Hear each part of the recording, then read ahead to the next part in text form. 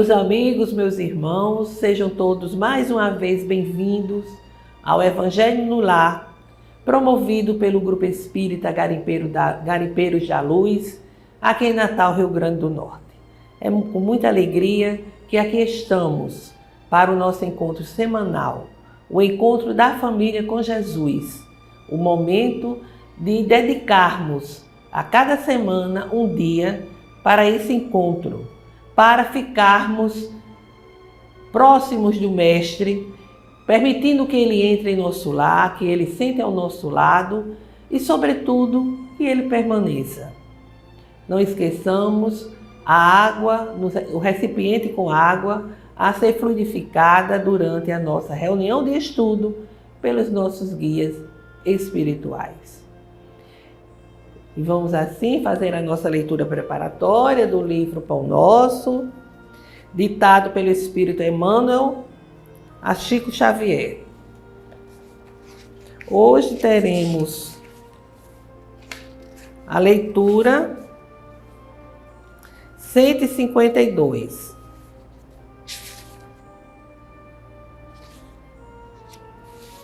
De que modo? Que quereis? Irei ter convosco com vara ou com amor e espírito de mansidão? Paulo, na primeira carta sua aos Coríntios, capítulo 4, versículo 21. Por vezes, o apóstolo dos gentios, inflamado de sublimes inspirações, trouxe aos companheiros interrogativas diretas, quase cruéis, se consideradas tão somente em sentido literal, mas portadoras de realidade admirável quando vistas por intermédio da luz imperecível. Em todas as casas cristãs vibram irradiações de amor e de paz. Jesus nunca deixou os seguidores fiéis esquecidos, por mais separados caminho terreno das interpretações. Emissários abnegados do devotamento celestial espalham socorro santificante em todas as épocas da humanidade. A história é demonstração dessa verdade inconteste. A nenhum século faltaram missionários legítimos do bem. Promessas e revelações do Senhor chegam aos portos do conhecimento de mil modos. Os aprendizes que ingressaram nas fileiras evangélicas, portanto, não podem alegar ignorância de objetivo a fim de esconder as próprias falhas. Cada qual, no lugar que lhe compete, já recebeu o programa de serviço que lhe cabe executar cada dia. Se fogem ao trabalho e se escapam ao testemunho, deve semelhante anomalia à própria vontade paralítica. Eis porque é possível surja um momento em que o discípulo ocioso e pedichão poderá ouvir o Mestre, sem intermediários, exclamando de igual modo: que quereis?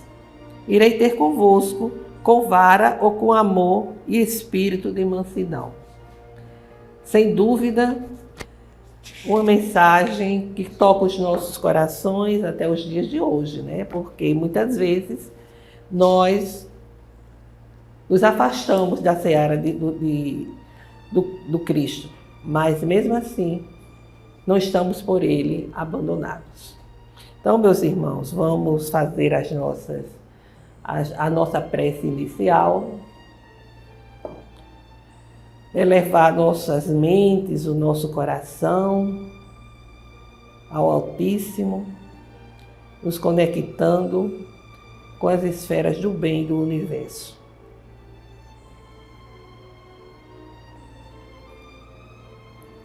Senhor Jesus, Mestre incondicional de nossas vidas, derramai vossas bênçãos sobre nós, nesse momento em que iremos fazer o nosso estudo, permitindo que os guias espirituais nos ajudem na reflexão dos vossos ensinamentos. E ampara, Senhor, a todos os nossos companheiros, a todos que aqui estão sintonizados envolvendo a todos com o vosso infinito amor. Fica conosco, Jesus, agora e sempre. Que assim seja. Bem, meus amigos, meus irmãos, nós estamos, como todo mundo já sabe, fazendo o Evangelho, tomando como base o livro Florações Evangélicas, de Joana de Ângeles, através da psicografia de Divaldo, porque a cada capítulo ela faz suas reflexões a partir do Evangelho segundo o Espiritismo.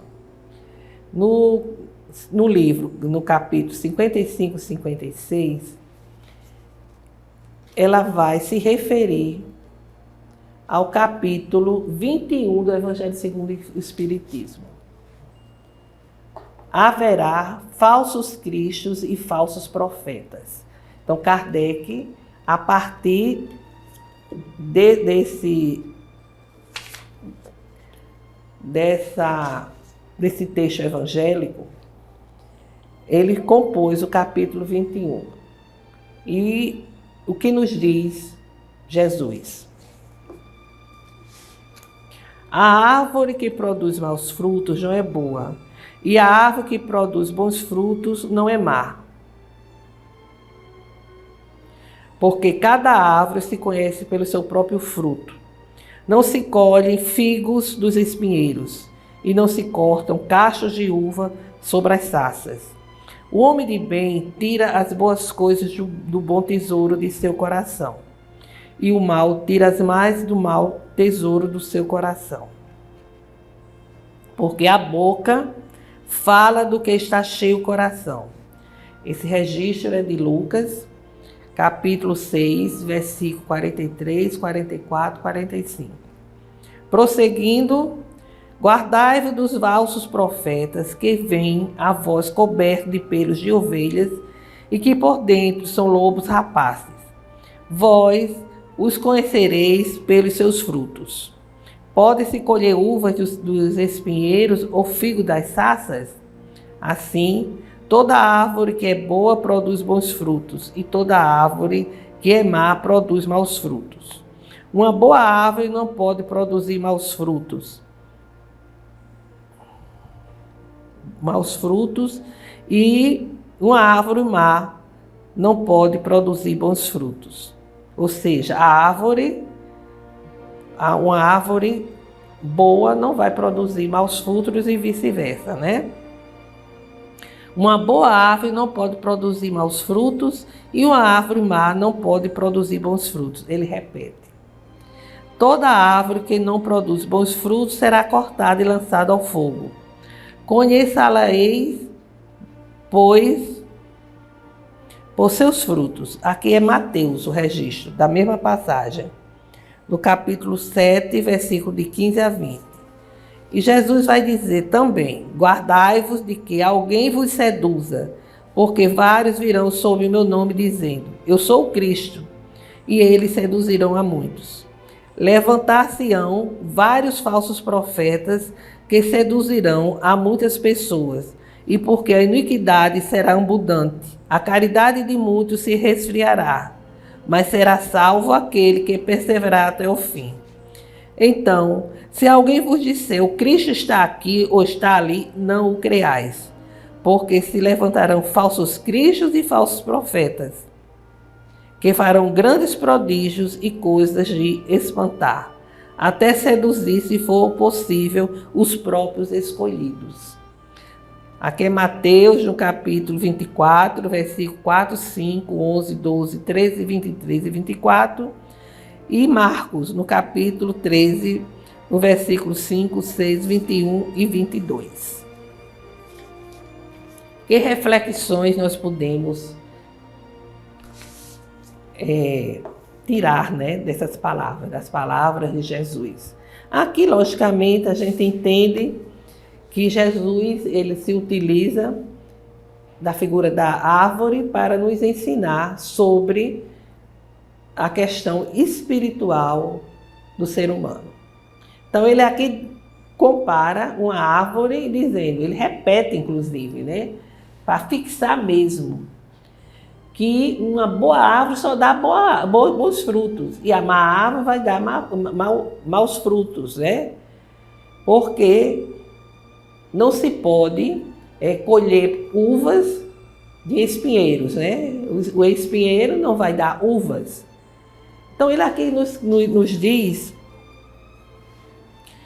que, assim como a árvore, o espírito imortal, o ser humano, ele vai ser reconhecido pelos seus frutos. E que frutos são esses? São os pensamentos, os sentimentos e as ações, as suas atitudes, a maneira como ele vive, o seu testemunho, certo? Então, veja bem, assim como cada árvore tem suas próprias características, cada um de nós possui os valores. Valores esses que vão se aperfeiçoando, sempre se aperfeiçoando de forma gradativa. Agora, quando há boa vontade, trabalho e perseverança, esse processo de aperfeiçoamento, ele vai exatamente ser agilizado. Então, meus amigos, Jesus aqui nos adverte com relação a isso, com relação a vermos os nossos semelhantes não através da aparência, né? Não através do supérfluo, mas sim em sua essência, através das suas ações. Porque a pessoa pode até demonstrar boas ações, mas aquilo ser só aparência, não ter firmeza, e vai desmoronar, e a gente termina vendo que aquilo era só uma aparência. E ele ainda diz que o bom homem tira boas coisas do tesouro do seu coração, e o mau homem tira o mau tesouro do seu coração, porque a boca fala do que está cheio o coração. Ou seja, depende dos nossos sentimentos, dos pensamentos, das palavras, das ações. Nós somos, certo? Se o nosso coração é um coração de bons sentimentos, de boas intenções, que as nossas palavras são palavras condizentes com bons sentimentos, os nossos gestos, as nossas ações, isso não só nós encarnados vamos perceber, como também os desencarnados, né? Que ninguém engana. Pode até disfarçar aqui na matéria, mas eles percebem, né? Então, aqui Jesus nos diz para termos cuidado com o que realmente nós somos, para não vivermos de aparência, para não valorizarmos só a aparência dos nossos semelhantes. Às vezes nós erramos tanto, por quê? Porque a gente valoriza a posição social, a fortuna, a aparência do outro, quando na verdade tudo aquilo é muito superficial. E um dia a gente vai se decepcionar, porque ninguém engana por toda a vida. E às vezes aquela pessoa mais calada, mais simples, mais humilde, a gente não dá o valor, não dá mesmo nem atenção. E isso é muito perigoso, principalmente quando ocorre no meio de uma casa espírita, né? Então, ter muito cuidado. E cuidado, sobretudo, com nosso aperfeiçoamento. E aperfeiçoando os nossos pensamentos, consequentemente os sentimentos, para que as nossas ações sejam ações voltadas para o bem. Mas ele nos diz também aqui, Jesus, que devemos ter cuidado com os falsos cristos e falsos profetas. Ao longo da história da humanidade, a gente já viu muita gente se colocar como Cristo, né? Muitas vezes são pessoas desequilibradas, querendo se passar pelo Cristo, chega em determinados lugares pequenos, onde não tem muita informação, e as pessoas terminam embarcando nessa ilusão. E falsos profetas também, pessoas que se dizem mensageiros, missionários de Deus, de Jesus, para exatamente enganar os outros, e muitas vezes são assim, os objetivos são objetivos para atender a sua ambição. Então, na estrutura judaica, naquele tempo, os profetas faziam parte da tradição. Eram o quê? Quem eram os profetas, né? Eram sensitivos, os médios, como hoje chamamos, os paranormais. Se na Judéia eram os profetas, lá na Grécia se chamava Piton ou Pitonisa, e que tinham exatamente era uma peculiaridade psíquica que eles tinham, e por isso registravam o diálogo com os espíritos, que naquele tempo chamavam de divindade, e davam assim, revelações com relação ao futuro. Por isso que foram atribuídos a eles o dom de fazer predições, de revelar o futuro. É tanto que as palavras profecias e predições se tornaram sinônimas. Mas o profeta, do ponto de vista evangélico, ele é todo enviado de Deus, que tem a missão de orientar os indivíduos e de revelar coisas do mundo espiritual. Mas são, vamos dizer, pessoas sérias, né? Quando são pessoas do bem, quando são pessoas que estão sintonizadas com as leis divinas. Antigamente, no tempo dos judeus, isso era muito comum. Quantos profetas tem na Bíblia, né? Muitos profetas. E eles tinham essa missão. Eles vieram preparar a vinda de Jesus, inclusive. E por isso eles falavam da necessidade que se tinha de viver condizente com as leis da época, as leis divinas que foram reveladas, certo? O profeta, ser profeta não significa que faça predições como pensavam os judeus daquela época. Então, meus amigos, como nós vamos compreender algo que Jesus nos diz, que vão aparecer falsos profetas. E por que esses falsos profetas, eles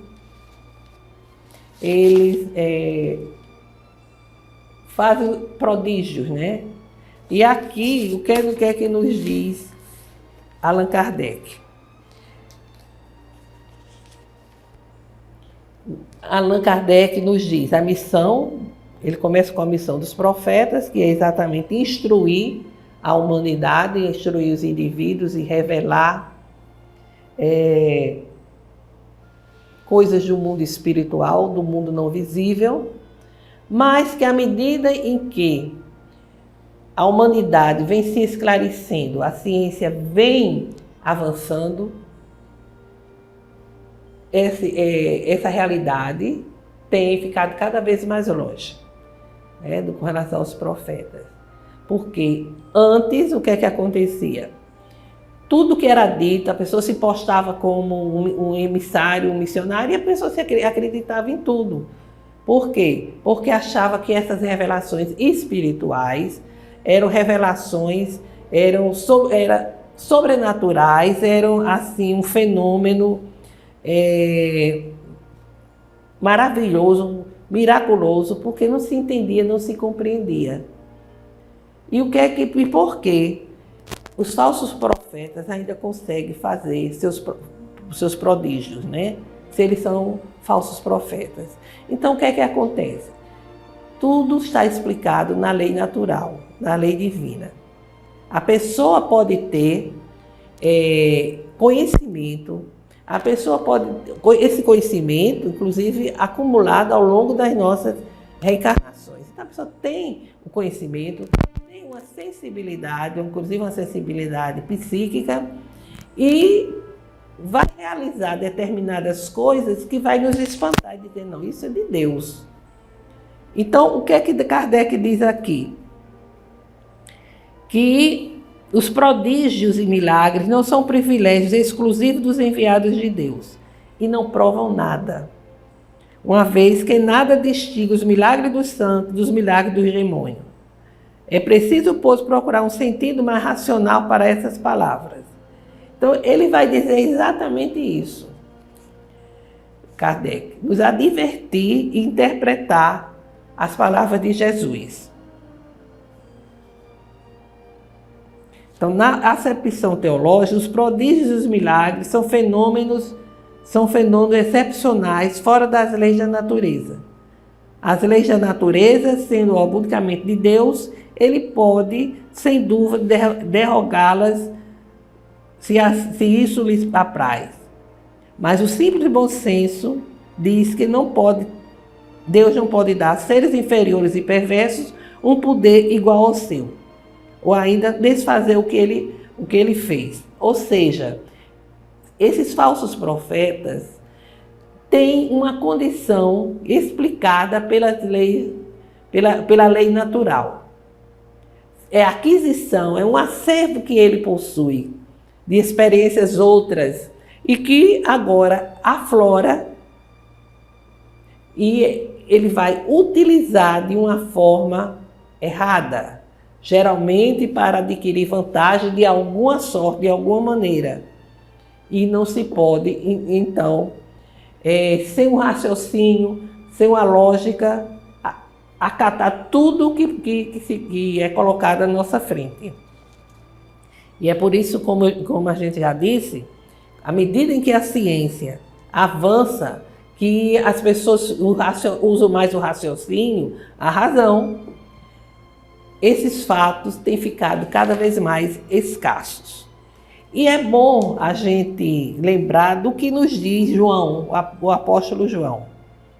Meus bem-amados, não acrediteis em todos os espíritos, mas experimentai se os espíritos são de Deus, porquanto vários falsos profetas se ergueram no mundo. João, em sua primeira epístola, capítulo 4, versículo 1. Aqui ele nos adverte, não acrediteis em todos os espíritos. E por quê? Porque se a pessoa é uma pessoa, seus sentimentos, seus pensamentos, suas ações denotam sua inferioridade, se é uma pessoa que manipulava a fé dos outros com falsas informações, essa pessoa, poderíamos dizer, um falso profeta. Quando ela morre, ela não vai mudar, porque a morte não transforma ninguém. A morte é só deixar o corpo físico que morre, mas o espírito prossegue. E ele vai prosseguir tal qual ele era aqui. E se encontrar um médium invigilante, um médium que não estuda, que não analisa a si mesmo, ele vai continuar dando as mais absurdas orientações de amedrontar e de apavorar quem escutar. Então, aqui, o apóstolo João já nos adverte. O verdadeiro profeta, o verdadeiro profeta se conhece pela sua maneira de ser, pelos seus sentimentos, pelos pensamentos, que vão exatamente orientar as suas ações, as suas atitudes. E ele diz mais aqui, aqui nas instruções dos espíritos, que ele fala dos falsos profetas, fala também dos falsos profetas da erraticidade. Ou seja, a gente já falou aqui que são aqueles que na erraticidade, ou seja, erraticidade quer dizer o intervalo entre uma encarnação e outra, ou seja, da condição de desencarnado. Então vão continuar fazendo as suas mais absurdas ações, orientando erradamente, levando muitas vezes medo, insegurança, porque tem espírito. E o médium aí vigilante, ele dá determinadas orientações que a pessoa se apavora. Mas aí ele propõe uma solução, porque ele quer que aquela pessoa fique dependente dele. Então, tudo isso por vigilância nossa e vigilância do médium que está transmitindo a mensagem. Daí a necessidade, meus irmãos, do estudo, da reflexão. A codificação é grandiosa. O Evangelho de Jesus, muito mais é necessário, portanto, a gente procurar entender. Não é mais como antes, que só os teólogos deveriam ler, estudar o Evangelho. Não. Todos nós devemos, porque Jesus falou para toda a humanidade. Para vocês terem ideia, aqui Kardec menciona o profeta Jeremias, que já falava sobre os falsos profetas.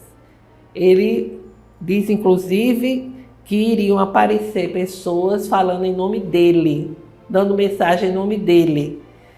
E ele diz: eu não enviei esses profetas e eles correram por si mesmos. Eu não lhes falei e eles profetizaram.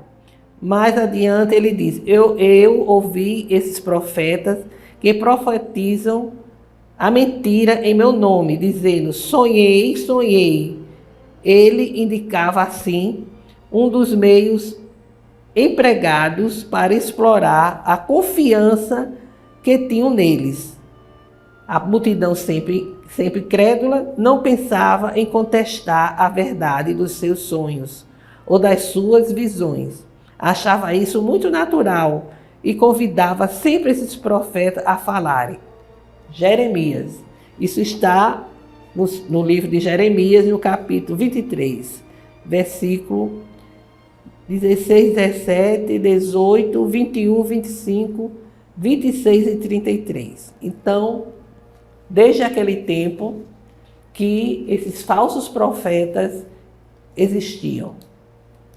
E hoje tem pessoas que, lamentavelmente, diz que tem uma mediunidade, que tudo é revelado em sonho e usam da má fé. Os falsos profetas. Muitos segmentos religiosos, lamentavelmente, estão aí a manipular pessoas. Mas Jesus deixou tudo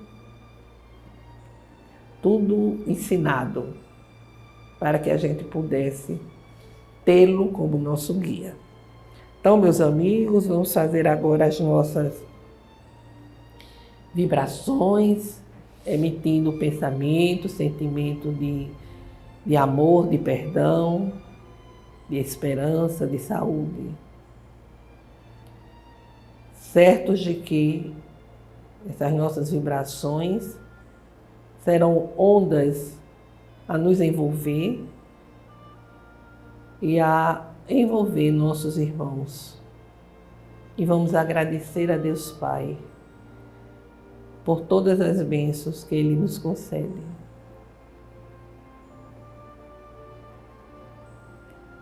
Senhor Deus, aqui estamos a rogar pela paz entre as nações, pela fraternidade entre os povos, inclusive em nosso país, onde há necessidade de entendimento para que as decisões sejam decisões voltadas para o bem comum.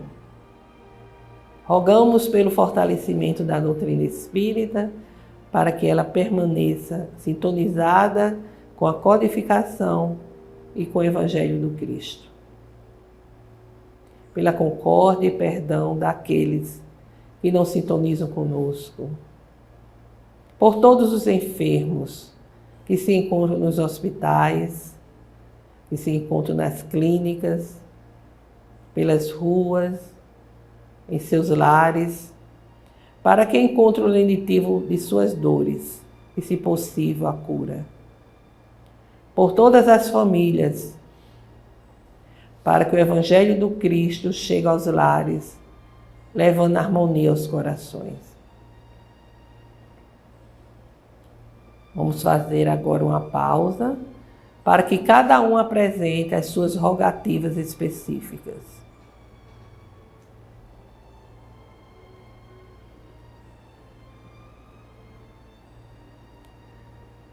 Recebei, Senhor nosso Deus, nossas rogativas, e derramai vossa bênção, vossa graça sobre todos nós, para que venhamos a nos fortalecer, a fim de que a nossa trajetória terrena seja feita com fé e esperança.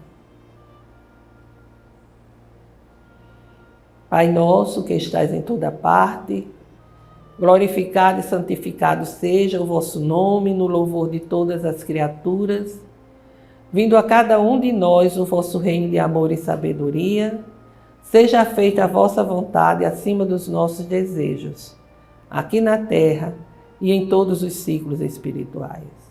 O pão do corpo, o pão do espírito, dai-nos hoje. Perdoai, Senhor, as nossas dívidas, ensinando-nos a perdoar os nossos devedores com esquecimento de todo mal, não permitindo que venhamos a cair nas tentações das nossas próprias inferioridades. Livra-nos, Senhor, de toda maldade, pois vosso é o reino, o poder e a glória para sempre. Que assim seja. Com esta prece, encerramos o Evangelho de hoje, desejando a todos muita paz. Até breve.